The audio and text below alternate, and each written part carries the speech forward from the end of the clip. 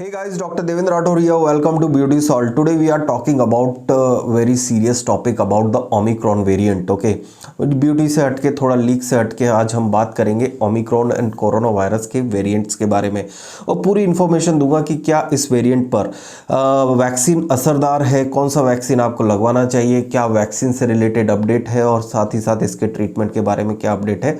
आज पूरी जानकारी दी जाएगी। तो अगर आप चैनल पर नए हैं तो प्लीज़ सब्सक्राइब कर दीजिए इस चैनल को और बेल नोटिफिकेशन दबा दीजिए ताकि आने वाली ब्यूटी, हेल्थ और मेडिसिन और मेडिकल रिलेटेड सारी अपडेट आपको मिलती रहे। देखिए, ओमिक्रॉन एक तरह से वेरिएंट है कोरोना वायरस का। इसको किस तरह से हमने डिफाइन किया है और जिस तरह से कोविड वायरस के ऊपर कुछ स्पाइक्स प्रोटीन रहते हैं तो इसी वेरिएंट में स्पाइक्स प्रोटीन का कुछ ना कुछ फेरबदल हुआ है। नियर अबाउट 230 पोजीशंस पर इसमें यह देखा गया है कि वहां पर म्यूटेट करके वायरस ने अलग संरचना बनाई है और उस वायरस के रूप को ओमिक्रॉन कहा गया है। ठीक है, लेकिन ये एक समझने वाली बात है और साथ ही साथ अगर देखें तो इसका एक नेगेटिव पॉइंट भी है और एक तरह से देखा जाए तो एक लोगों को घबराने की जरूरत भी नहीं है। पर्टिकुलर मैं समझाता हूं कैसे। देखिए, अगर बात करें ओमिक्रॉन क्या करता है, ओमिक्रॉन वायरस का अगर देखें तो स्प्रेडिंग, जिस तरह से नए नए कोविड वायरस के संक्रमण के केसेस आते हैं, जिस तरह से नए नए वायरस के देखे जाए कोविड के जो बोलते हैं ना वेरिएंट्स जितने भी आए थे, पहले डेल्टा वेरिएंट आया था, फिर है ना B1612 आया था। ठीक है, तो अलग अलग वेरिएंट्स में ये देखने को मिलता है कि उनकी मतलब संक्रमण फैलाने की जो शक्ति होती है वो बढ़ती जा रही है। ठीक है, लेकिन अगर हम बात करें ओमिक्रॉन के बारे में तो इसकी भी ये बहुत तेजी से फैलता है। लेकिन एक चीज़ इसमें ये देखी जाती है कि इसका संक्रमण और इसके जो प्रभाव होते हैं बहुत कम देखने को मिलते हैं। अब ये चीज़ क्यों होती है?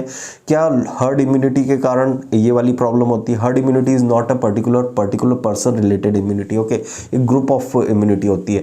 क्या आपको वैक्सीन लग गया है इसके कारण इसके इफेक्ट्स कम देखने को मिल रहे हैं? ये एक चर्चा का विषय हो सकता है, लेकिन अभी तक अगर देखा जाए तो लेस सीवियरिटी देखी जाती है, near about two as compare to previous variant of Covid virus. अब बात करते हैं इसके ऊपर कौन सा वैक्सीन असरदार रहेगा। तो इंडिया में अगर हम बात करें तो इंडिया में कोवैक्सीन, कोविशील्ड और अभी भी ज़ाइकोव डी और काफ़ी सारे नए वैक्सीन आ गए हैं और अप्रूवल हो गया है। कुछ 3 तारीख से स्कूलों में भी बच्चों को, 15 साल से ऊपर के बच्चों को भी वैक्सीन लगने लग जाएगी, टीनेजर्स को।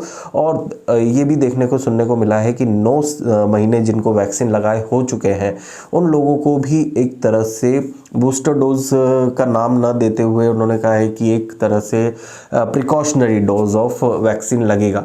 अब बात करते हैं कि कौन सा वैक्सीन सक्सेसफुल रहेगा। तो अगर हम बात करें तो स्पाइक्स प्रोटीन से रिलेटेड, वायरल वेक्टर वैक्सीन से रिलेटेड अगर हम देखें तो कोवैक्सीन जो रहता है होल वायरस वैक्सीन, उसके इफेक्ट्स हमें अच्छे देखने को मिल सकते हैं। लेकिन ये भी अभी कोई रिसर्च में बताया नहीं गया। लेकिन वैक्सीन इज अ मस्ट। ठीक है, वैक्सीन आप कोई सा भी लगवाएं, वायरल वेक्टर वैक्सीन लगवाएं, कोविशील्ड लगवाएं, कोवैक्सीन लगवाएं, whatever your choice according to that, but both vaccine is very helpful in Covid virus की जो एक बोलते हैं ना सीरियस जो होती है कंडीशन होती है, या हॉस्पिटलाइजेशन होता है या फिर लंग्स का डैमेज होता है, उसको बचाने के लिए।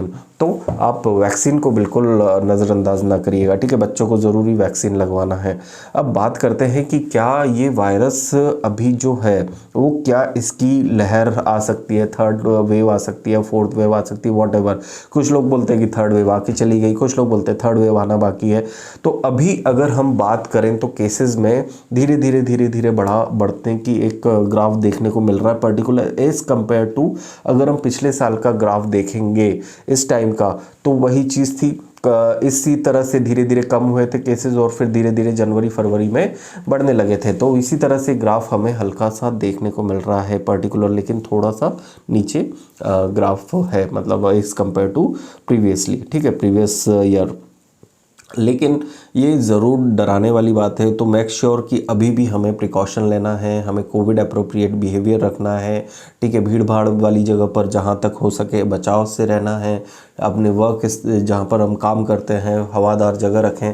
ठीक है, तो ये कुछ चीज़ें रहती हैं जो पर्टिकुलर हमें ध्यान रखने की ज़रूरत है। तो ये था मेरा व्यू पर्टिकुलर ओमिक्रॉन के प्रेजेंट स्टेटस के बारे में। तो होप्स आपको ज़रूर पसंद आया हो, तो ज़रूर इस वीडियो को लाइक करिए, शेयर कर दीजिए, सब्सक्राइब कर दीजिए चैनल को, ताकि आने वाली सारी हेल्थ और ब्यूटी रिलेटेड नोटिफिकेशंस आपको मिलते रहें। Thank you so much guys. जय हिंद, जय भारत।